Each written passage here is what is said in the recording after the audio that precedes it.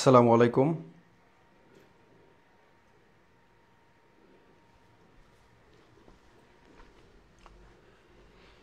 হিসাব বিজ্ঞান প্রথম পত্রের ম্যারাথন ক্লাস এমসিকিউ এর উপরে সকল বোর্ডের জন্য একটা basic plus MCQ solve class ready করছি সব বোর্ডের জন্য। এটা সব বোর্ডের স্টুডেন্টরা করতে পারবে এবং এইটা যদি কেউ সলভ করে যায় 100% এমসিকিউতে সে 25টা মতন সলভ করতে হবে, কিন্তু এই ক্লাস করে যেতে হবে। ঠিক আছে, আমি ক্লাসের যে টপিকগুলো আলোচনা করবো এই টপিকগুলো পড়াশোনা করে তারপর যাইতে হবে। তো তোমাদের যে বন্ধুদের এই ক্লাসটা প্রয়োজন একটু চেষ্টা করো বন্ধুদের একটু মেনশন করে দিতে, কারণ সবাই মিলে আমরা ভালো করব। কেমন, একা ভালো করার ভিতরে কোনো সার্থকতা নাই। যখন আমি একটু ভিডিওটা আমাদের গ্রুপগুলোতে শেয়ার করে দেই, যখন আমরা সবাই মিলে ভালো করব তখন অ্যাকচুয়াল ভালোটা হয়। কেমন, নিজে একা একা ভালো করার ভিতরে পার্সোনাল সাকসেসের ভিতরে কিন্তু খুব বড় কিছু নাই। কেমন, তো আমি চাই তোমাদের যে ফ্রেন্ডরা যারা আছেন, হ্যাঁ, আর খুলনায় একটু লোডশেডিং চলছে, এই জন্য 2-5 মিনিট অনেক সময় লেট হয়ে যায়, চাইলেও টাইম টু টাইম আসা যায় না। ঠিক আছে, ঠিক আছে, তো একটু ক্লাসটা ফ্রেন্ডদের একটু মেনশন করে দাও, আমি তোমাদের কাছে একটু অনুরোধ করছি। ঠিক আছে, একটু ফ্রেন্ডদের ক্লাসটা মেনশন করে দাও। আমরা এক্ষুনি ক্লাস শুরু করব, একদম ঐতিহাসিক ক্লাস, ইনশাল্লাহ অনেক বেশি ফায়দা হবে। কেমন, তো আসো, আমরা দ্বিতীয় অধ্যায় ছিলাম। কেমন, দ্বিতীয় অধ্যায় হচ্ছে হিসাবের বইসমূহ। এই অধ্যায়ের বেশ কিছু এমসিকিউ সলভ করছি আমরা, 16 দাগ পর্যন্ত চলে আসছিলাম। এই প্রশ্নটা এসেছিল হচ্ছে ঢাকা বোর্ড, কুমিল্লা বোর্ড 21 সালে।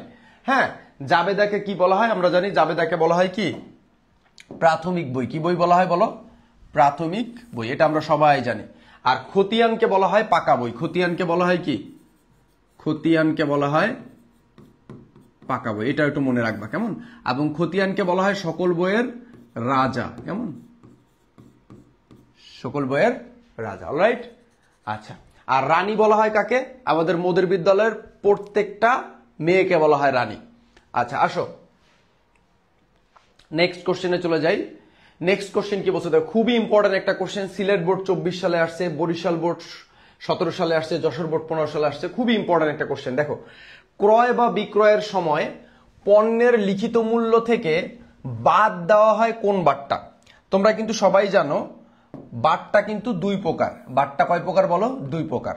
কি কি? একটা হচ্ছে নগদ বারটা। কি বারটা?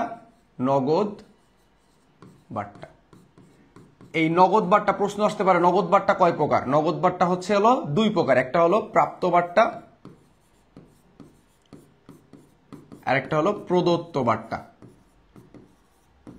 প্রদত্ত বারটা, অলরাইট। একটা হলো নগদ বারটা, ঠিক আছে। আর একটা হলো তোমার কারবারি বারটা। কি বারটা? কারবারি বারটা।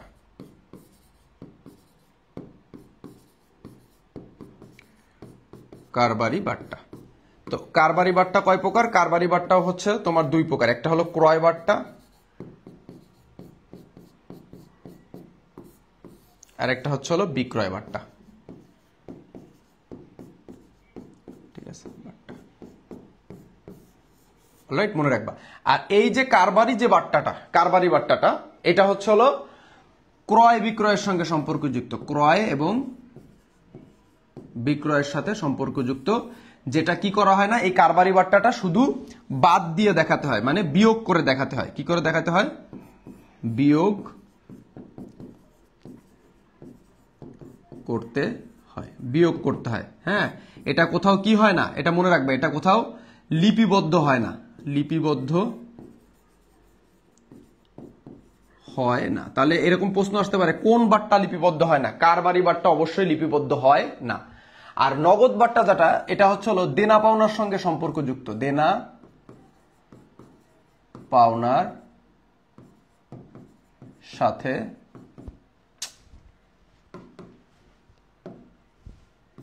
সাথে সম্পর্ক যুক্ত। বুঝছো? নগদ বারটা, হ্যাঁ, এটা হচ্ছে হলো দেনা পাওনার সঙ্গে সম্পর্কযুক্ত। কিরকম? এক লোকের কাছে তুমি 10,000 টাকা পাও, সে তোমাকে 9,800 টাকা দিছে, এই যে 200 টাকা কম দিলে, এটাই হচ্ছে হলো নগদ বারটা, কারণ এটা হলো দেনা পাওনা নিষ্পত্তির সময় হয়েছে। আর এটা হলো ক্রয় বিক্রয়ের সঙ্গে যে বার্তাটা, সেটা হচ্ছে হলো কারবারি বাট্টা, ঠিক আছে, বা ব্যবসায়িক বাট্টা। তো এই বাট্টাটা হচ্ছে কোথাও লিপিবদ্ধ করা হয় না। ধরো তুমি একটা বই কিনতে গেছো, 5% বাট্টা একটা বই কিনছো, বা 10% ডিসকাউন্ট একটা জামা কিনছো, এটা হচ্ছে কারবারি বাট্টা। মানে ক্রয় বিক্রয়ের সাথে যে ছাড়টা দেওয়া হয় সেটা কারবারি বাট্টা, আর দেনা পাওনা নিষ্পত্তির সময় যে বাট্টাটা হয় সেটা হলো নগদ বাট্টা। বাট্টা মানে তো বুঝো ছাড় বা ডিসকাউন্ট। এখন এখানে বলছে ক্রয় বিক্রয়ের সময় পণ্যের লিখিত মূল্য, কি মূল্য? লিখিত মূল্য। লিখিত মূল্য মানে কি? পণ্যের যে দামটা লেখা থাকে বইয়ে, মনে করো একটা জিনিস যখন আমরা কিনি তখন তার গায়ে একটা নাম লেখা থাকে না, ওইটা হলো এটা লিখিত মূল্য। তো ওই লিখিত মূল্য থেকে বাদ দেওয়া হয় কোন বাট্টা? তাহলে এই যে দেখো এখানে বলছে ক্রয় আর কি বলছে? বিক্রয়। আমরা জানি কারবারি বাট্টা কার সঙ্গে সম্পর্কযুক্ত? ক্রয় বিক্রয়ের সঙ্গে সম্পর্কযুক্ত। তার মানে এটা অবশ্যই অবশ্যই কি বাট্টা? কারবারি বাট্টা। তার মানে সঠিক উত্তর হচ্ছে আমার ক, কারবারি বাট্টা। দেখি না আমাদের সঠিক উত্তর কি? হ্যাঁ, সঠিক উত্তর ঠিক আছে, ক। আই হোপ তোমরা বুঝতে পারছো। নেক্সট কোশ্চেনে আসো, খুবই ইম্পর্টেন্ট কোশ্চেন, রাজশাহী বরিশাল বোর্ডে আসছে এটা। হ্যাঁ, কায়েসের নিকট হতে 10% বাট্টায়, কত পার্সেন্ট বাট্টায়? 10% বাট্টায়। দেখো এখানে একটু খেয়াল করো, এখানে কিন্তু বলছে বাট্টায়, এই কথাটা একটু মাথায় রেখো। 10% বাট্টায়, এই বাট্টায় যদি কোথাও বলে তার মানে এটা বুঝবা হচ্ছে বাট্টা বাদে। বাট্টা বাদে মানে বাট্টা বাদ দেবার পরে পাওয়া গেল, মানে আমরা পেয়েছি কত টাকা? 4,500 টাকা পেয়েছি, সরি 5,400 টাকা পেয়েছি, বাট্টার পরিমাণ কত? আমাকে বাট্টার পরিমাণ চেয়েছে। তো দেখো এখানে কিন্তু বলছে 10% বাট্টা। এখন তোমরা অনেকে কি করবা, এই 5,400 উপরে 10% ধরবা, এটা কিন্তু ভুল। 5,400 উপরে কিন্তু 10% ধরা যাবে না, ঠিক আছে? তো আমরা এখানে যেহেতু দেখো এখানে যেহেতু বলছে বাট্টায়, বাট্টায় মানে কি? বাট্টা বাদে। যেহেতু বাট্টা বাদে বলছে সেহেতু ওই যে তোমার কত আছে 5,400 টাকা, এই 5,400 কে তুমি যেহেতু বাট্টার টাকা বাদ দিয়ে তোমার 5,400 টাকা, তার মানে 90 দিয়ে ভাগ দিব, এবং যেহেতু 10% বলছো 10 দিয়ে গুণ করব। এই কাজটুকু করলেই কিন্তু আমাদের উত্তর বের হয়ে যাবে, ঠিক আছে? 5,400 ভাগ 90 গুণ 10 করলে হয় কত? 600 টাকা হয়, ঠিক আছে? তার মানে সঠিক উত্তর হচ্ছে 600, ঘ। দেখি না সঠিক উত্তর কোনটা? জি, সঠিক উত্তর ঘ। নেক্সট কোশ্চেনে চলে আসি। দেখো এটা একটা ম্যাথ টাইপের, বেশ কয়েকটা বোর্ডে আসছে, এরকম একটা ম্যাথ আসবার পসিবিলিটিস কিন্তু আছে। আর তোমরা একটু কমেন্টে যদি দ্রুত উত্তর দিয়ে ফেলতে পারো তাহলে উত্তর দিয়ে দিও, তাহলে এটা ভালো হবে, ঠিক আছে? তোমরা যদি একটু দ্রুত উত্তর দিয়ে দিতে পারো তাহলে এটা আমি বুঝবো যে না তোমরা আসলে পারতেছো, তোমাদের প্রস্তুতিটা ভালো আছে, ঠিক আছে? আচ্ছা, তো দেখো আর না পারলে অসুবিধা নাই, এগুলো করো, ইনশাল্লাহ পরীক্ষা হয়ে গেলে তুমি অবশ্যই বেনিফিটেড হবা, কেমন? আচ্ছা দেখো, চৈতি ট্রেডার্স 1 জানুয়ারি, কি বলছে? চৈতি ট্রেডার্স 1 জানুয়ারি 2020 তারিখে 20,000 টাকার পণ্য 10% বাট্টায় বাকিতে ক্রয় করে। কত পার্সেন্ট বাট্টায়? 10% বাট্টায় বাকিতে ক্রয় করে। 8 জানুয়ারি উক্ত প্রদেয় হিসাবের অর্ধেক, উক্ত প্রদেয় হিসাবে, যেহেতু এখানে দেখো এখানে কিন্তু বলছে বাকিতে ক্রয় করে। কিসে ক্রয় করে? বাকিতে ক্রয় করে।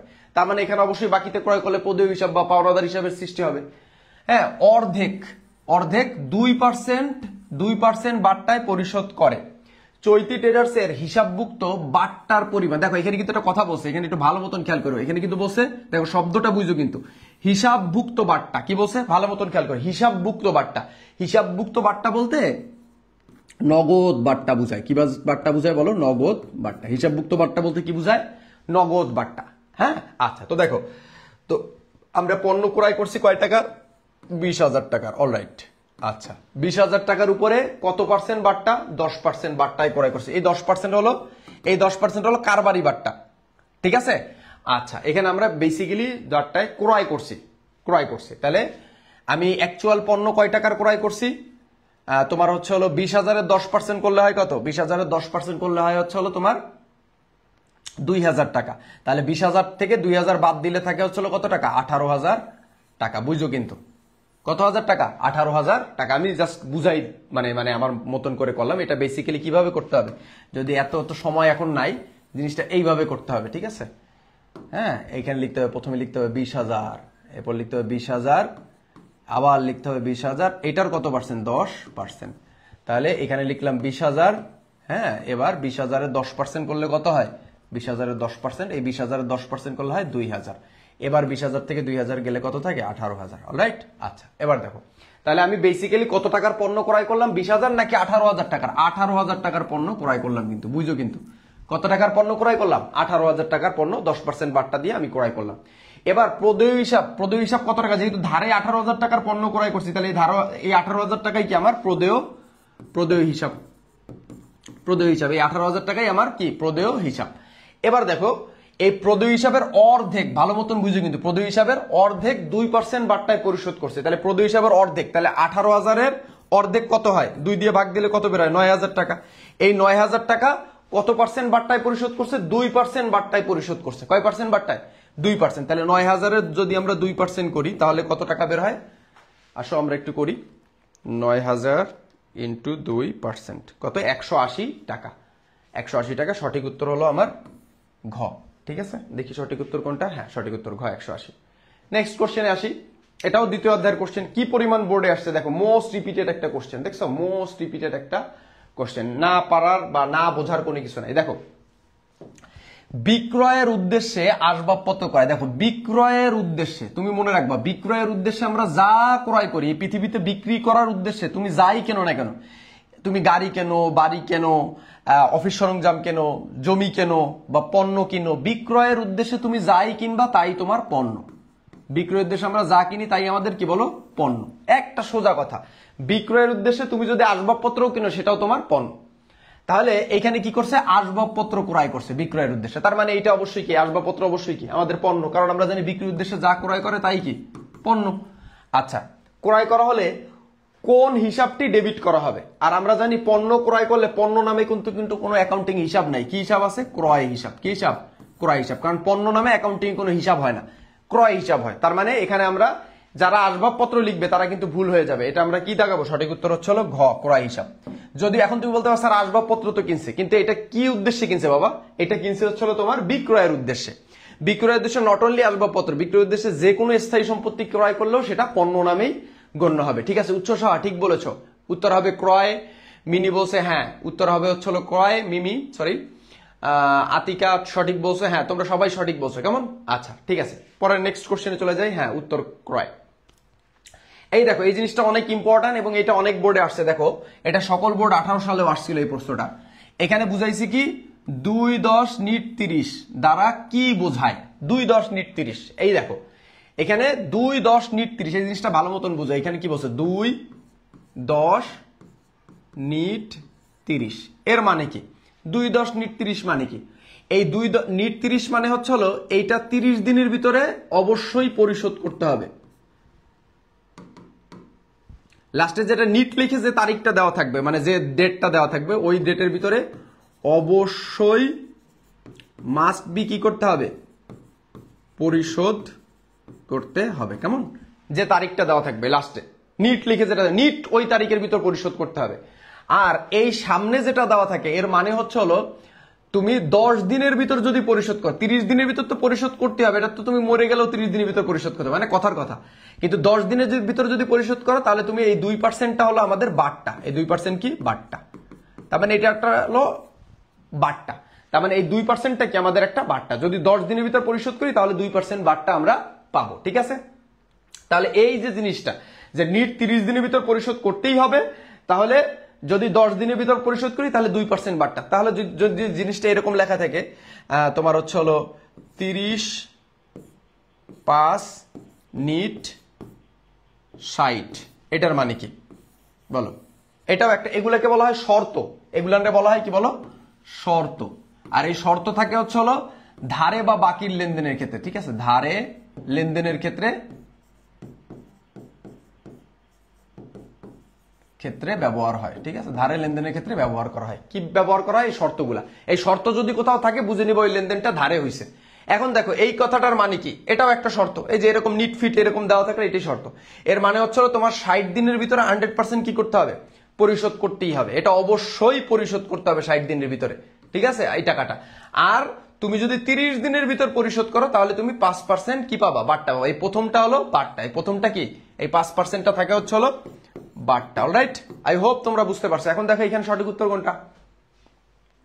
30 দিনের ভিতর পরিশোধ করতে হবে। নিট 30 দিনের ভিতর পরিশোধ করলে 10% বাট্টা পাওয়া যাবে। এই যে নিট 30 দিনের ভিতর যদি আমরা পরিশোধ করি, হ্যাঁ, তাহলে নিট 30 দিনের ভিতর পরিশোধ করবে এবং 10 দিনের ভিতর পরিশোধ করলে 2% বাট্টা। 10 দিনের ভিতরে পরিশোধ করলে 2% বাট্টা, সঠিক উত্তর গ। এইটা হবে না, এখানে 30 দিনের ভিতরে পরিশোধ করলে 2% বাট্টা কোনো দিনে না। এইটা এই যে বাট্টাটা, এই বাট্টাটা বেসিক্যালি ডিপেন্ড করে হচ্ছিল এর আগে যেটা থাকে সেটা। হ্যাঁ, এইটার ভিতর হচ্ছিল লাস্ট পরিশোধ করতে, এখানে বাট্টার কোনো কিছু নেই। বাট্টা কখন, এই ডিসকাউন্টটা কখন হবে, যদি আমি এই দিনের ভিতরে মানে সামনে যেটা দেওয়া থাকবে, এই অবলিগের সামনে যেটা দেওয়া থাকবে এই কয়দিনের ভিতর পরিশোধ করি, তাহলে এইখানে যদি এই 30 দিনের ভিতর পরিশোধ করি তাহলে এই 5% বাট্টা পাওয়া যাবে। ঠিক আছে, সঠিক উত্তর হলো গ। তোমরা সবাই বুঝতে পারছো কেমন? নেক্সট কোশ্চেনে আসি। দেখো সিমিলার একটা কোশ্চেন হিউজ পরিমাণে বোর্ডে আসছে, এই জন্য এই কোশ্চেনগুলো দিছি। ঠিক আছে, কোনো এখানে অহেতুক ফালতু কোনো কিছু দেই নাই। এখানে কি বলছে, নিট 30 2-10, এটার মানে কি তোমরা অলরেডি বুঝে যাচ্ছ। বিক্রয়ের উদ্দেশ্যে আসবাবপত্র ক্রয় করা হলে কোন হিসাবটি ডেবিট করা হবে? আমরা জানি যদি তোমার হচ্ছে হলো এই শর্ত দেওয়া থাকে, তার মানে ওই লেনদেনটা হলো ধারে বা বাকিতে। তার মানে ধারে বা বাকিতে যদি আসবাবপত্র ক্রয় করা হয় তাহলে জাবেদা কি হয়, আসবাবপত্র হিসাব ডেবিট হয়। আর যেহেতু ধারে ক্রয় করছে, ধারে কোনো কিছু ক্রয় করলেই পাওনাদারের সৃষ্টি হয়, সো পাওনাদার হিসাব কি হবে, ক্রেডিট হবে। এইটাই তো ধারে আসবাবপত্র ক্রয়ের জাবেদা নাকি? আচ্ছা, এখানে কিন্তু আসবাবপত্র ক্রয় করছে, কি ক্রয় করছে, আসবাবপত্র ক্রয় করছে। আসবাবপত্র একটা স্থায়ী সম্পদ, আর স্থায়ী সম্পত্তি ক্রয় করলে এটাকে স্থায়ী সম্পত্তি নামেই কি লিখতে হয়। আচ্ছা, তো দেখো কোন হিসাবটি এখানে কি বলছে, ডেবিট করা হবে। তাহলে তোমরা বলে ফেলো কোন হিসাবটি ডেবিট করা হবে। কি রে, অপশনের অবস্থা এরকম কেন? উদ্দেশ্যে আসবাবপত্র ক্রয় করা হলে কোন হিসাবটি ডেবিট করা হবে? আচ্ছা আচ্ছা, এখানে একটা মজার বিষয় আছে, যেহেতু এখানে এই বাট্টার বিষয়টা আছে। ঠিক আছে, এই যে বাট্টার বিষয়টা আছে যে 10 দিনের ভিতর পরিশোধ করলে 2% বাট্টা পাবে। ঠিক আছে, তাহলে এখানে দেখো এই যে বাট্টাটা, এটা অবশ্যই কি নগদ বাট্টা, এবং এই বাট্টাটা কি আমরা যখন কোনো কিছু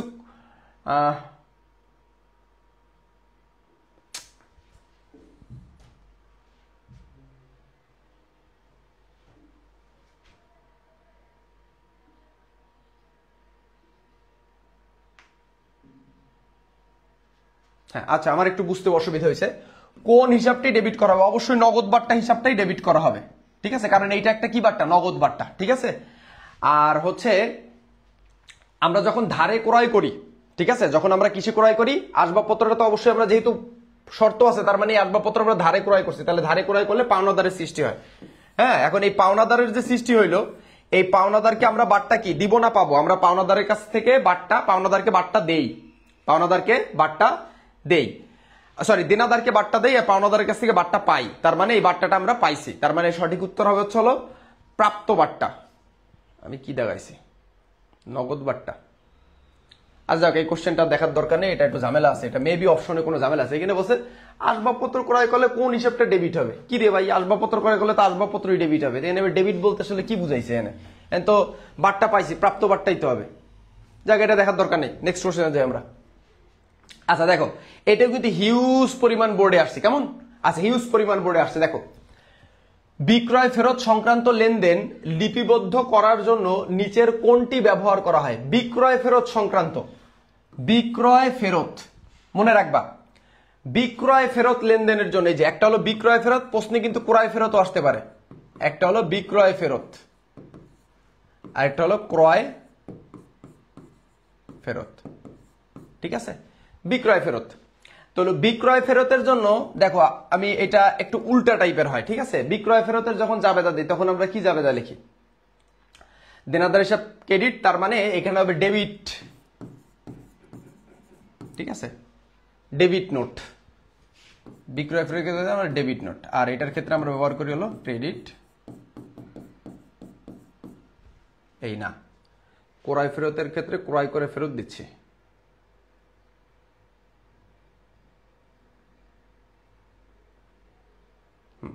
ক্রেডিট নোট ঠিকই তো আছে, ক্রেডিট নোট। এখানে বিক্রয় ফেরত বলছে না, এই উল্টা লিখছি আমি, হায় আল্লাহ।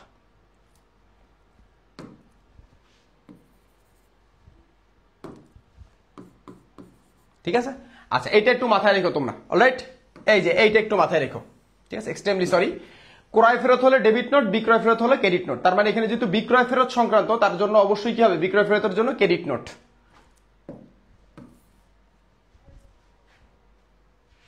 অলরাইট, নিচে আসে।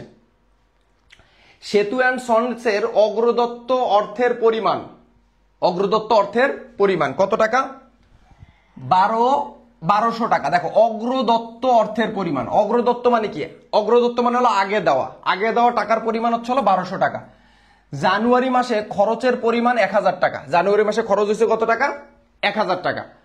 ফেব্রুয়ারি মাসে খুচরা ক্যাশিয়ারের, প্রধান ক্যাশিয়ারের নিকট থেকে কত টাকা পাবে? আমরা জানি বড় বড় প্রতিষ্ঠানে দুইজন ক্যাশিয়ার থাকে, একটা থাকে প্রধান ক্যাশিয়ার আর একটা থাকে সহকারী ক্যাশিয়ার। তো প্রধান ক্যাশিয়ারের কাছ থেকে সে 1200 টাকা হচ্ছে হলো খরচের পরিমাণ, অগ্রদত্ত অর্থের পরিমাণ 1200 টাকা। তাহলে দেখো অগ্রদত্ত অর্থের পরিমাণ বছরের শুরুতে পাইছে কত টাকা, সরি মাসের শুরুতে পাইছে কত টাকা? 1200 টাকা। ভালো কথা। আর খরচ হয়েছে কত টাকা? 1000 টাকা। তাহলে মনে করো 1200 টাকা তোমারে দিছি, আর তোমার 1000 টাকা কি হয়ে গেছে? খরচ হয়ে গেছে। 1000 টাকা থেকে কি হয়ে গেছে? খরচ হয়ে গেছে। তাহলে তোমার কাছে অবশিষ্ট থাকলো কত টাকা? 200 টাকা। এখন তাহলে পরবর্তী মাসের তহবিল পূরণ করার জন্য তুমি কত টাকা নিবা? ওই 1000 টাকাই নিবা। তার মানে সঠিক উত্তর হচ্ছে হবে গ, 1000 টাকা। Alright, next question. লেজার শব্দটি কোন ভাষা থেকে এসেছে? আচ্ছা এটা তোমরা বলো, লেজার শব্দটি কোন ভাষা থেকে আসছে? লেজার শব্দটি কি ইংরেজি ভাষা, ল্যাটিন ভাষা, রোমান ভাষা নাকি জার্মান ভাষা? বলো। লেজার শব্দটি, লেজার মানে তো বুঝো, লেজার শব্দটা আসছে লেজ শব্দ থেকে, ঠিক আছে? লেজ, লেজার শব্দটা আসছে লেজ শব্দ থেকে, LEDGE, লেজ। লেজ শব্দের অর্থ হচ্ছে হলো তাক, ঠিক আছে? তাক, ওই যে বইয়ের যে তাক থাকে না, তাক। এখন বলো এই যে লেজার শব্দটি, এটা এই কোশ্চেনটাও কিন্তু বরিশাল বোর্ড 21 সালে আসছে। এটা কোন ভাষা থেকে আসছে? কোন ভাষার শব্দ এই লেজার শব্দটি? বলো। এটা কি ল্যাটিন ভাষা নাকি ইংরেজি ভাষা নাকি রোমান ভাষা নাকি জার্মানি ভাষা? কোনটা? বলো।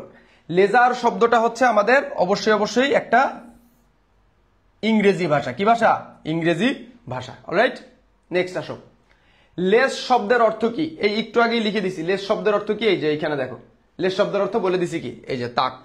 কি বলছিলাম? তাক, বইয়ের যে তাক, ওই যে আমরা বই সাজাই রাখি না, ওই বইয়ের তাক। তাহলে এটা তো তোমরা বুঝতেই পারতেছো লেজ শব্দের অর্থ কি। লেজ শব্দের অর্থ অবশ্যই ঘ, তাক। কেমন? এগুলো কিন্তু বোর্ড কোশ্চেন বাবা, আমি যে করাচ্ছি এগুলো কিন্তু বোর্ডে আসছে বিভিন্ন সালে, ঠিক আছে? সহজ হইলেও করতে হবে। এরপর দেখো, হিসাবের স্থায়ী ধাপ কোনটি? স্থায়ীভাবে কোনো কিছু রাখা হয় কোথায়? অবশ্যই খতিয়ানে, ঠিক আছে? এই জন্য এটাকে বলা হয় হলো পাকা বই। কি বই? পাকা বই। পাকা বই মানে কোনো একটা লেনদেনকে পাকাপাকি ভাবে রাখা হয় হলো খতিয়ানে, আর প্রাথমিক ভাবে রাখা হয় হচ্ছে হলো জাবেদায়। প্রাথমিক ভাবে রাখা হয় কোথায়? জাবেদায়। নেক্সট প্রশ্ন আসো। ক্রয় জাবেদায় লিপিবদ্ধ হয় কোনটি? কুমিল্লা বোর্ড 22 আর 16 সালের কোশ্চেন। ক্রয় জাবেদায় কি লিপিবদ্ধ হয়? ক্রয় জাবেদায়, এই ক্রয় জাবেদা এটা আমরা জানি একটা বিশেষ জাবেদা। কি জাবেদা? এটা একটা বিশেষ জাবেদা, ঠিক আছে? তো এই বিশেষ জাবেদায় কি অন্তর্ভুক্ত হয়?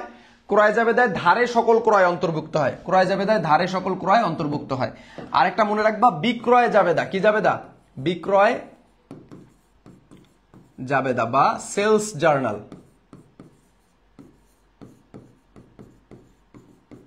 এটাই হচ্ছে হলো সকল ধারে বিক্রয়, সকল ধারে বিক্রয় অন্তর্ভুক্ত হয়। তার মানে বিক্রয় জাবেদায় বিক্রয় অন্তর্ভুক্ত হয় ধারে, আর ক্রয় জাবেদায় হচ্ছে হলো ধারে ক্রয় অন্তর্ভুক্ত হয়। কেমন? সহজ, ইজি পিজি। নেক্সট কোশ্চেন দেখো। জনাব মিজান একজন ব্যবসায়ী, তিনি 5% বাট্টায় 10,000 টাকার পণ্য ধারে ক্রয় করেন। আচ্ছা এখানে দেখো কি কি দেওয়া আছে। 5% কারবারি বাট্টায় 10,000 টাকার পণ্য ধারে ক্রয় করেন। পরবর্তীতে উক্ত পণ্যের মূল্য 10% নগদ বাট্টায় কি করছে? পরিশোধ করেন। জনাব মিজানের ক্রয় হিসাবে কত টাকা লিখা হবে? আচ্ছা ক্রয় হিসাবে কত টাকা লিখবে? আমার কারবারি যে বাট্টা, এই কারবারি বাট্টা আমরা হিসাব থেকে শুধু কি করে দেখাই? বিয়োগ করে দেখাই। তাহলে আমি কত টাকার পণ্য ক্রয় করছি ধারে? 10,000 টাকার পণ্য ক্রয় করছি। আর 10,000 টাকার উপরে কত পার্সেন্ট বাট্টা? আমার বাট্টা তো আমাদের অবশ্যই বিয়োগ করে দেখাতে হবে। কত পার্সেন্ট বাট্টা? 5% বাট্টা, ঠিক আছে? আচ্ছা তাহলে 10,000 বিয়োগ 500, তাহলে হয় কত? 9,500 টাকা। তার মানে এই 9,500 টাকাই হচ্ছে তার ক্রয় হিসাবে দেখাইতে হবে। হ্যাঁ, কারণ আমরা যখন জনাব মিজান ধারে কোনো পণ্য ক্রয় করছে, তখন ধারে পণ্য ক্রয় করলে জাবেদা কি হয়? ক্রয় হিসাব ডেবিট, পাওনাদার হিসাব ক্রেডিট। ক্রয় ডেবিট, পাওনাদার হিসাব ক্রেডিট। তাহলে এই যে ক্রয় করছে, কয় টাকার ধারে পণ্য ক্রয় করছে? যে 9,500 টাকার ধারে পণ্য ক্রয় করছে। অলরাইট, তার মানে ৯৫০০ টাকা। সঠিক উত্তর হচ্ছে খ। কেমন? নেক্সট কোশ্চেনে আসি। জনাব মিজান নগদ কত টাকা পরিশোধ করেন? তাহলে দেখো এখানে খেয়াল করো, নগদ কত টাকা পরিশোধ করেন। দেখেন ৯৫০০ টাকা তার কাছে কি, মানে ধারে আমরা পণ্য ক্রয় করছি ৯৫০০ টাকা। এই ৫০০ টাকা বাট্টা দেবার পরে ১০,০০০ থেকে ৫০০ টাকা বাট্টা বিয়োগ দেওয়ার পরে আমি ৯৫০০ টাকার আমি কি করছি, ধারে পণ্য ক্রয় করছি। এবার দেখেন তাকে আমি 10% বাট্টায় পরিশোধ করছি। তাহলে এই যে ৯০০০ টাকা, ঠিক আছে, এটা আচ্ছা এইখানে করি, এখানে না, এই যে ৯০০০ টাকা, এই ৯০০০ টাকার ৯০০০ না ৯৫০০, কি রে ভাই, ৯৫০০।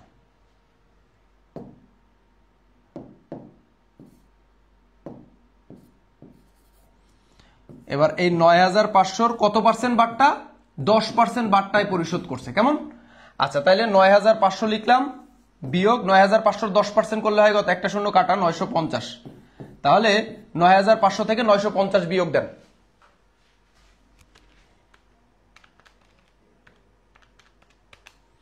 ৮৫৫০ টাকা। সঠিক উত্তর হচ্ছে ৮৫৫০ টাকা। অলরাইট, গ হচ্ছে সঠিক উত্তর। জি, উত্তর মিলে গেছে। নেক্সট কোশ্চেন, এবার হচ্ছে আমাদের তৃতীয় অধ্যায়, ব্যাংক সমন্বয় বিবরণী। ঠিক আছে, এই অধ্যায়টা খুবই সহজ একটা অধ্যায়, খুবই সহজ একটা অধ্যায়। এখানে সবচাইতে ইম্পর্টেন্ট যে কোশ্চেনগুলো, বইয়ের সবচাইতে ইম্পর্টেন্ট কোশ্চেনগুলো এখানে আমি দিছি। ঠিক আছে, এই কোশ্চেনগুলো একটু বুঝে বুঝে প্র্যাকটিস করে যান ইনশাআল্লাহ। কেমন? আমি সব অধ্যায়ের উপরে রেডি করছি এরকম ইনশাআল্লাহ। আসেন, ব্যাংক সমন্বয় বিবরণী কে তৈরি করে? দেখেন এই প্রশ্নটার গুরুত্ব আমি কি বলবো, খালি আপনি এখানে নিচে পড়তে শুরু করেন, কি পরিমাণ বোর্ডে রিপিট হয়েছে, খালি এটা একটু পড়েন। এটা পড়লে বুঝতে পারবেন যে এই কোশ্চেনটা কত গুরুত্বপূর্ণ। আমি খালি খালি করাচ্ছি না, এটা আসবার মতন এইরকম টাইপের আসবে। এইটা বুঝা গেলে এই টাইপের কিছু একটা আপনি উত্তর করতে পারবেন। আর হুবহু তো আসতে পারে, আবার না আসলেও এই টাইপের আপনি কিছু একটা উত্তর করতে পারবেন। ঠিক আছে, ঠিক আছে। আচ্ছা এবার আসেন, ব্যাংক সমন্বয় বিবরণী কে তৈরি করে? ব্যাংক সমন্বয় বিবরণী কে তৈরি করে? কে তৈরি করে ব্যাংক সমন্বয় বিবরণী? ব্যাংক সমন্বয় বিবরণী কি নগদান বই আর পাস বইয়ের যে অমিল, এই অমিলটা হচ্ছে হলো যে বিবরণীতে সংশোধন করা হয় বা সমন্বয় করা হয়, সেটা হলো ব্যাংক সমন্বয় বিবরণী। তাহলে এই ব্যাংক সমন্বয় বিবরণী অবশ্যই কে প্রস্তুত করে? আমরা প্রস্তুত করি, আমানতকারী। আর মনে রাখবেন, ব্যাংক বিবরণী,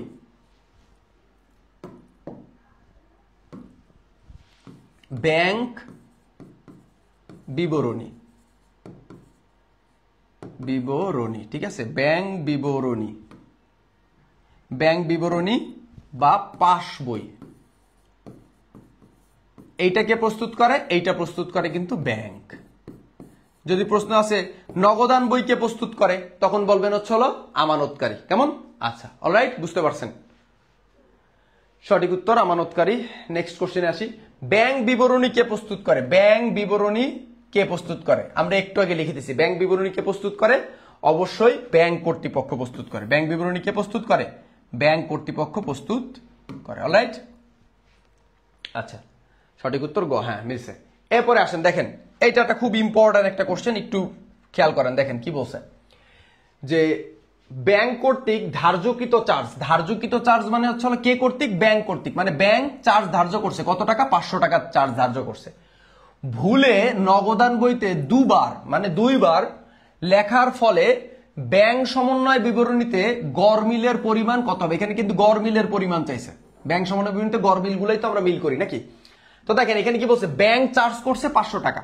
তাহলে ব্যাংক যদি ৫০০ টাকা চার্জ করে, তাহলে ব্যাংক তার যে পাস বই বা তার যে ব্যাংক বিবরণী, সেখানে ৫০০ টাকা কি করবে? মাইনাস করবে, কারণ ব্যাংক ৫০০ টাকা চার্জ করছে। কিন্তু এই যে নগদান বই, কি বই? এই যে এখানে খেয়াল করেন, নগদান বই। এই নগদান বইতে আমরা কি করছি? ভুলে দুইবার ওইটা কি করে ফেলছি? সমন্বয় করে ফেলছি। তাহলে ভুলে দুইবার সমন্বয় করছি মানে কি? একবার ৫০০ মাইনাস করছি, আবার ৫০০ মাইনাস করছি। তাহলে এখন কি হইলো?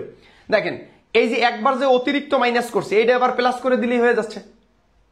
তার মানে এখানে গড়মিলটা কিন্তু এই যে এক্সট্রা যে আমি ৫০০ লিখছি, ব্যাংক যখন ৫০০ মাইনাস করছে, নগদান বইতে তো ৫০০ মাইনাস করবো, তার মানে এটাও ঠিক আছে, এটাও ঠিক আছে। কিন্তু ঝামেলা কি হয়েছে? এটা একবার তো করছি, মাতুকবাড়ি করে এই আরেকবার করছে। তাহলে এই যে আরেকবার করছি এক্সট্রা, এইটাই হলো গড়মিল। এই যে এই ভদ্রলোকই কি গড়মিলের কারণ, ইনি হলো মেইন কালপিট। ঠিক আছে, এই 500 টাকা, এই যে এক্সট্রা 500 টাকা, তার মানে এটা উত্তর হচ্ছিল 500 টাকা। এতে কোনো রকেট সায়েন্স নাই। ঠিক আছে, সঠিক উত্তর গ। মিলে গেছে।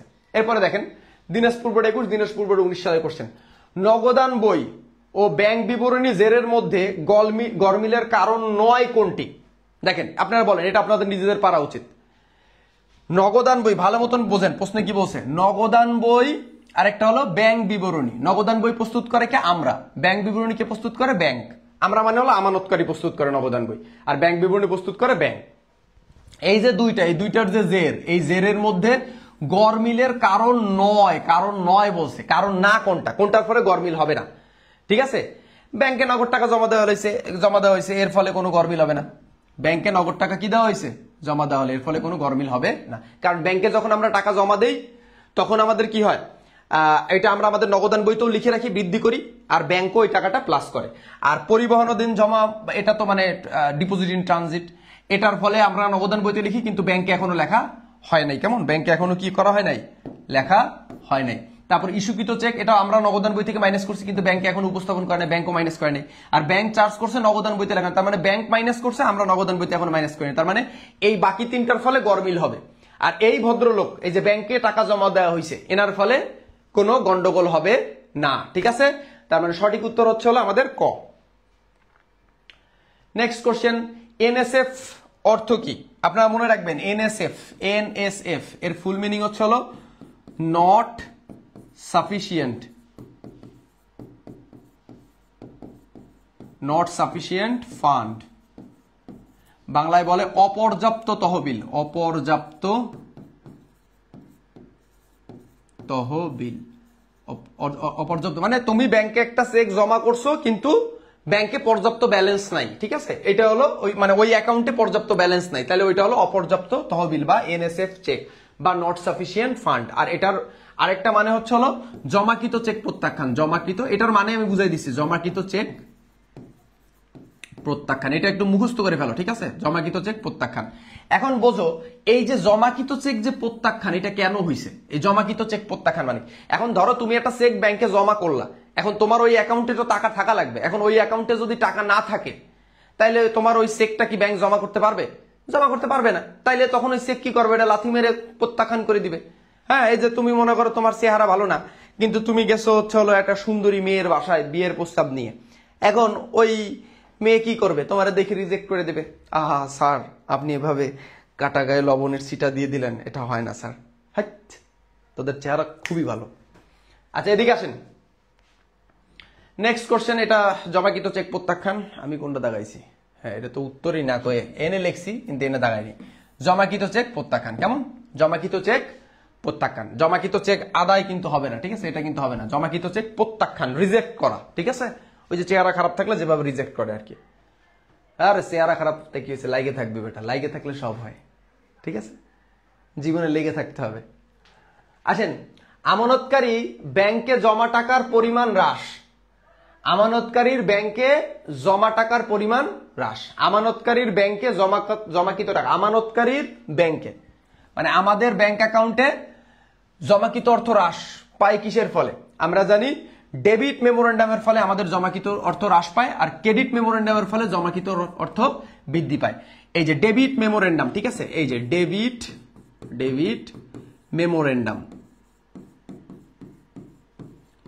এটা সংক্ষেপে কিন্তু ডিএমও বলে। কি বলে? ডিএম। ঠিক আছে, ডেবিট মেমোরেন্ডাম। অঙ্কও করাই দিছি তোমাদের। ডেবিট মেমোরেন্ডাম হলো জমাকৃত অর্থ হ্রাস পায়। এখানে কিন্তু বলছে হ্রাস পাবার কথা, হ্রাস মানে কমে যায়। তাহলে অবশ্যই সঠিক উত্তর ক, debit memorandum. Alright, next question আসো। ব্যাংক বিবরণীতে ক্রেডিট মেমোরেন্ডাম কি? কুমিল্লা বোর্ড 2019 সালের কোশ্চেন। ক্রেডিট মেমোরেন্ডাম আমরা এইখানেই কেবলই লিখছি। ক্রেডিট মেমোরেন্ডামের ফলে কি হয়? জমাকৃত অর্থ বৃদ্ধি পায়, প্লাস হয়। তাহলে এখানে আমার সেই ক্রেডিট মেমোরেন্ডাম নিয়ে প্রশ্ন করছে, তার মানে এখানে আয় বৃদ্ধি পায়। কি বৃদ্ধি পায়? আয় বৃদ্ধি পায়। আয় বৃদ্ধি পাইলেই তো আমার জমাকৃত টাকা বাড়বে। ব্যাংকে যদি আমার আয় বৃদ্ধি পায়, তখন আমার জমাকৃত অর্থ বৃদ্ধি পাবে না? তার মানে সঠিক উত্তর হচ্ছে হলো ক। চেকে সাধারণত কয়টি পক্ষ থাকে? চেকে সাধারণত 3টি পক্ষ থাকে। কি কি কি কি পক্ষ থাকে? 1 নাম্বার পক্ষ থাকে আদেশটা, 2 নাম্বার হচ্ছে যার উপর আদেশ দেওয়া হয়, আদিষ্ট। ঠিক আছে, আর 3 নাম্বারটা কি? 3 নাম্বারটা মনে নেই আমার। 3টা পক্ষ, সঠিক উত্তর। ঠিক আছে, আচ্ছা এরপরেরটা আসি। বর্তমানে ব্যাংক সমন্বয় বিবরণী কোন পদ্ধতি অধিক গ্রহণীয়? ঠিক আছে, কোন পদ্ধতি বর্তমানে বেশি চলে? ব্যাংক সমন্বয় বিবরণী কোনটা অধিক গ্রহণীয়, কোনটা বেশি চলে এখন? অবশ্যই উভয়জের সংশোধনী। এটা হলো আধুনিক পদ্ধতি। এটাকে কি পদ্ধতি বলে? মনে রাখবে, এটাকে বলা হয় আধুনিক পদ্ধতি। কি পদ্ধতি? এই উভয়জোরকে বলা হয় আধুনিক পদ্ধতি। হ্যাঁ, আর এককজের পদ্ধতিকে বলা হয় সনাতন পদ্ধতি। কেমন? আর এটা হলো এখন এটা তৈরি করছে কারা? আমেরিকানরা। ঠিক আছে, আমেরিকা। এইটা একটু মাথায় রাখবে। কেমন? আচ্ছা, এরপরে আসো। সঠিক উত্তর মিলে গেছে। এবার দেখো একটু ম্যাথমেটিক্স, কিন্তু এটা কিন্তু হিউজ পরিমাণে বোর্ডে আসছে। একটু খেয়াল করে দেখো। ব্যাংক চার্জ করছে কত টাকা? 200। ব্যাংক চার্জ করছে কত টাকা? 260 টাকা। বুঝো, নগদান বইতে ভুলে 620 টাকা কি করছে? ডেবিট করা হয়েছে। ইন্নালিল্লাহ, এই 2 রকমের ভুল। এর ফলে নগদান বই ও ব্যাংক বিবরণীর উদ্ধৃতের গড়মিলের পরিমাণ কত? তার মানে এখানে বেসিক্যালি আমাদের গড়মিলের পরিমাণ চাইছে। এখন আমরা কি ভুলটা করছি? কি ভুল তো মানে কি ভুল করছি? দেখো, ব্যাংক চার্জ করছে 260 টাকা। এখন নগদান বইতে, ভালো মতন বুঝো, কি বই? নগদান বইতে ব্যাংক যদি 260 টাকা চার্জ করে, তার মানে নগদান বইতে এটা 100% ক্রেডিট সাইডে যাবে। কোন সাইডে যাবে? এটা ক্রেডিট সাইডে যাবে। 260 টাকা, এই 260 টাকা কোন দিকে যাবে? 100% ক্রেডিট দিকে যাবে।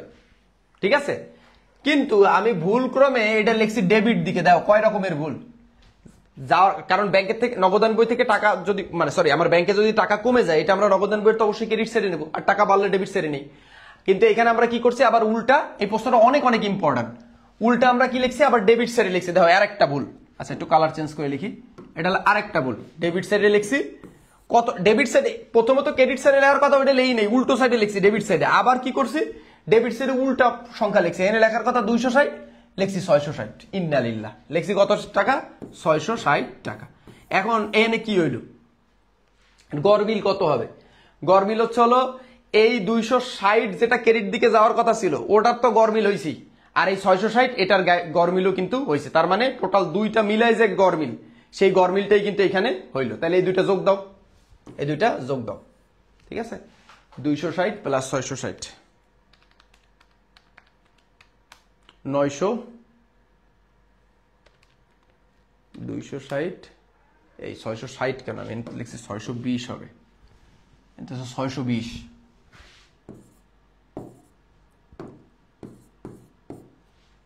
তাহলে 260 প্লাস 620, 880। হিউজ পরিমাণ ইম্পর্টেন্ট কোশ্চেন। ঠিক আছে, এটা আমি একটু স্টার দিয়ে দিই এই কোশ্চেনটার পাশে। এটা অনেক গুরুত্বপূর্ণ। এই টাইপের একটা প্রশ্ন পাওয়ার সম্ভাবনা আছে তোমাদের, অনেক বেশি সম্ভাবনা আছে। নেক্সট কোশ্চেনে আসো। দেখো, ব্যাংক কর্তৃক মঞ্জুরিকৃত সুদ। ব্যাংক কর্তৃক মঞ্জুরিকৃত সুদ কত টাকা? 73 টাকা। মঞ্জুরিকৃত সুদ মানে ব্যাংক জমা টাকার উপর সুদ দিছে। নগদান বইতে 37 টাকা লিখছে। তাহলে দেখো, লেখার কথা 73, লিখছে 37। ক্রেডিট করা হয়েছে। তাহলে দেখো সেমি কোশ্চেন, এতে উভয় বহির জের, উভয় বহির মানে হচ্ছে নগদান বই আর পাস বই, জেরের মধ্যে কত টাকা পার্থক্য হবে? দিনাজপুর বোর্ড 2019 সালের কোশ্চেন। আসো এটা একটু সমাধান করি। সেম ভাবে আমাদের ব্যাংক সুদ মঞ্জুর করছে, এটা নগদান বইয়ের 100%, যেহেতু সুদ মঞ্জুর করছে এটা ডেবিট সাইডে আসবে। কারণ ব্যাংক যখন সুদ দেয় জমা টাকার উপর, আমার ব্যাংকে টাকা বাড়ে, আর ব্যাংকে টাকা বাড়লে নগদান বইয়ের ডেবিট সাইডে আসবে। হ্যাঁ, ব্যাংকে টাকা বাড়লে নগদান বইয়ের ডেবিট সাইডে আসে, ব্যাংকে টাকা কমলে নগদান বইয়ের ক্রেডিট সাইডে আসে। তোমরা যারা নগদান বই করছো তারা তো জানো। এখন এটা ডেবিট সাইডে কত টাকা লেখার কথা? 73 টাকা লেখার কথা। এখন এইটা আমরা লিখি নেই, লেখছি নগদান বইয়ের ক্রেডিট সাইডে। একটু কালার চেঞ্জ করি, লেখছি নগদান বইয়ের কোন সাইডে? ক্রেডিট সাইডে। তাহলে দেখো, লেখার কথা ডেবিট সাইডে, লিখছি যে কোন সাইডে? ক্রেডিট সাইডে। ক্রেডিট সাইডে তাও আবার কি লিখছি? উল্টো অ্যামাউন্ট লিখছি। লেখার কথা 73, লিখছি 37। তাহলে এবার আমরা কি করবো? এই দুইটা যোগ দিয়ে দেবো, এই দুইটা যোগ দিয়ে দেবো। এই দুইটা যোগ দিলেই উত্তর হয়ে যাবে। ঠিক আছে, 73 আর 37, 110। সঠিক উত্তর খ। দেখি না সঠিক উত্তর কত? খ, জি 110। আই হোপ তোমরা বুঝতে পারতেছো। কেমন? অলরাইট। আচ্ছা, ময়মনসিংহ বোর্ড 2024 সালের কোশ্চেন দেখো। ব্যাংক হতে প্রাপ্ত সুদ 400। ব্যাংক হতে প্রাপ্ত সুদ কত? প্রাপ্ত সুদ হচ্ছে 400 50 টাকা, নগদান বইতে 540 টাকা ক্রেডিট করা হয়েছে। দেখো প্রাপ্ত সুদ, এটা অবশ্যই নগদান বইয়ের কোন সাইডে যাবে? ডেবিট সাইডে যাবে। এখন ডেবিট সাইডে লেখার কথা কত? 440 টাকা। ভুলবশত নগদান বইয়ে আমরা ওইটা কত লিখছি? হ্যাঁ, ভুলবশত 540 টাকা লিখছি, তাও আবার কোন দিকে যাওয়ার কথা? ডেবিট দিকে লিখছি যে ক্রেডিট দিকে। তার মানে এবার আমাদের এই দুইটা যোগ দিয়ে দিতে হবে, এই 440 আর এই 540 যোগ দিয়ে দিতে হবে, তাহলে উত্তর বের হয়ে যাবে। ঠিক আছে, অনেকগুলো প্র্যাকটিস করাইলাম কারণ এই অধ্যায়ের জন্য এই কোশ্চেনটা মোস্ট ইম্পর্টেন্ট। ঠিক আছে, 440 প্লাস 540 যোগ করলে হয় 990। সঠিক উত্তর ঘ। রেওয়া মিল কি? দেখো হিউজ পরিমাণ কোশ্চেন আসছে। এবার আমরা করতেছি চতুর্থ অধ্যায়। চতুর্থ অধ্যায়ের মোস্ট টপ এমসিকিউ গুলো তোমাদের জন্য বের করে রাখছি বা বেছে রাখছি। ঠিক আছে,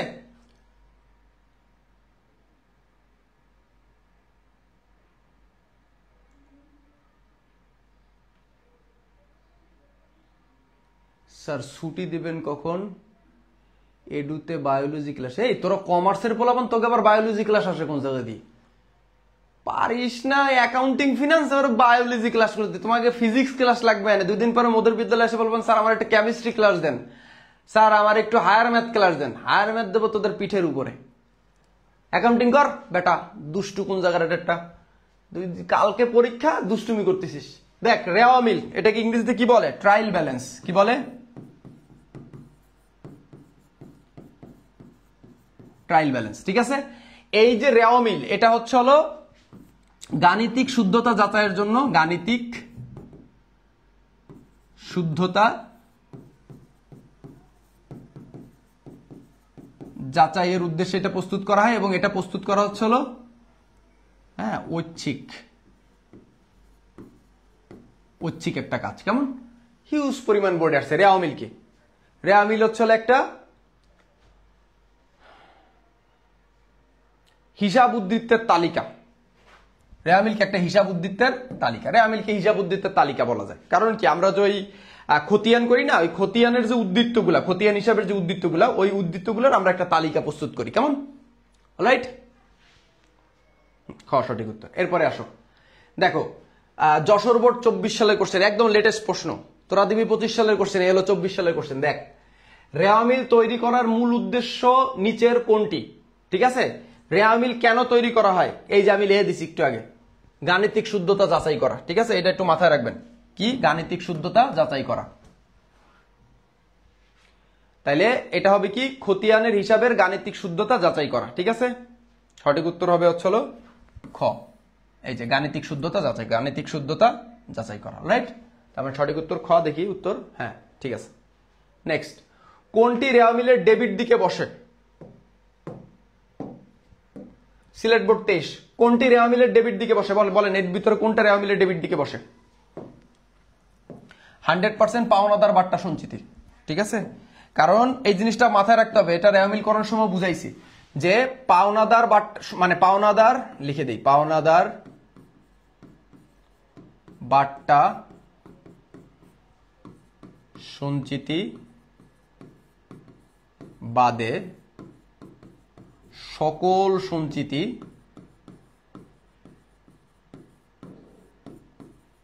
রেওয়া মিলে ক্রেডিট দিকে যাবে। কি লিখছি বলেন? পাওনাদার বাট্টা সঞ্চিতি, পাওনাদার বা প্রদেয় বিল বাট্টা সঞ্চিতি বাদে সকল সঞ্চিতি রেওয়া মিলে ক্রেডিট দিকে যাবে। তার মানে এই প্রাপ্য বিল বাট্টা সঞ্চিতি এটাও ডেবিট দিকে যাবে। তারপর হচ্ছে অনাদেয় পাওনা সঞ্চিতি, কারণ এই সঞ্চিতি দেখলেই, আরে আল্লাহ আমি ডেবিট লিখছি কেন? কি রে ভাই, এটা সঞ্চিতি দেখলেই ক্রেডিট দিকে যাবে, সঞ্চিতি দেখলেই ক্রেডিট দিকে যাইতে হবে, সঞ্চিতি দেখলেই ক্রেডিট দিকে যাইতে হবে। শুধুমাত্র এই পাওনাদার বাট্টা সঞ্চিতি এই ভদ্রলোক কোন দিকে যাবে? ডেবিট দিকে যাবে। এই জন্যই কিন্তু আমাদের প্রশ্নে বলছে কি ডেবিট দিকে যাবে। কেমন? মনে থাকবে তো সবার?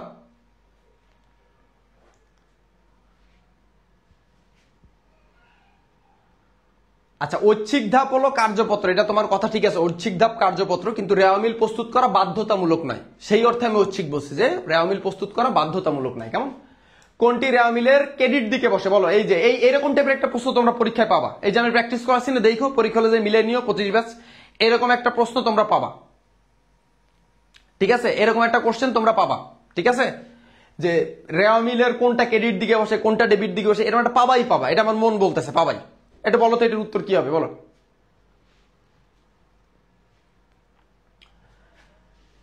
ক্রেডিট দিকে বসে কিন্তু বলছে, প্রশ্ন কি বলছে? ক্রেডিট দিকে। শিক্ষানবিশ ভাতা এটা আমাদের জন্য ব্যয়, এটা ডেবিট দিকে বসে। বিমা স্যালামি, বিমা প্রিমিয়াম, বিমা কিস্তি, বিমা খরচ, একই কথা, কেমন? এগুলো একই কথা। তাহলে বিমা স্যালামি এটা আমাদের জন্য খরচ অবশ্যই কোন দিকে যায়? ডেবিট দিকে যায়। আমাদের প্রশ্ন কিন্তু বলছে ক্রেডিট দিকে কোনটা যায়। পাওনাদার বাট্টা সঞ্চিতি, আমরা জানি পাওনাদার বাট্টা সঞ্চিতি ডেবিট দিকে যায়, এছাড়া সকল সঞ্চিতি ক্রেডিট দিকে যায়। তার মানে এই তিনটাই ডেবিট। তার মানে শিক্ষানবিশ স্যালামি এটা আমাদের জন্য কি একটা আয়, এটা আমাদের জন্য কি একটা আয়।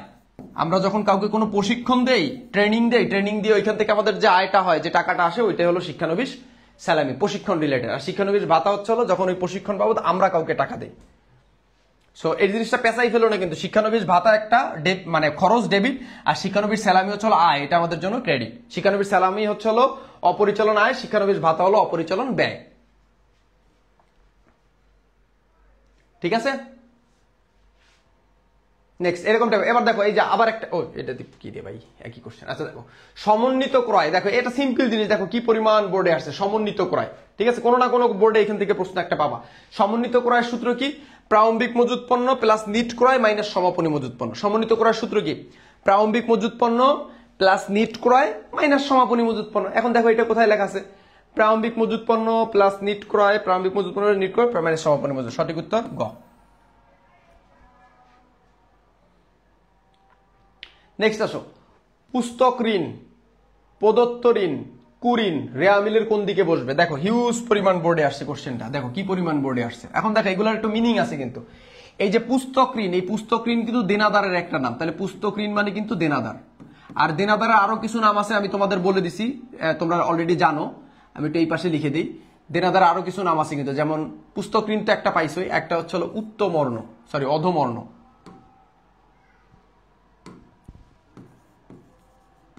অধমর্ণ। ঠিক আছে, এই দেনাদারকে কিন্তু বলা হয় পাওনা।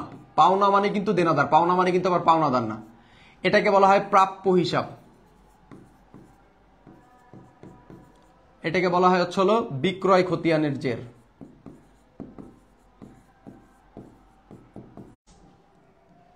ড্যাম,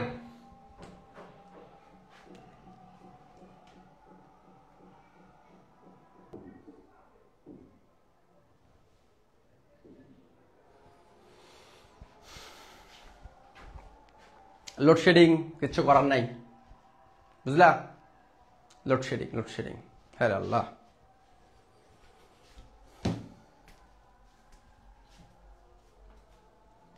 আচ্ছা কারেন্ট আসলে তারপরে ক্লাস নিব ইনশাল্লাহ, কেমন?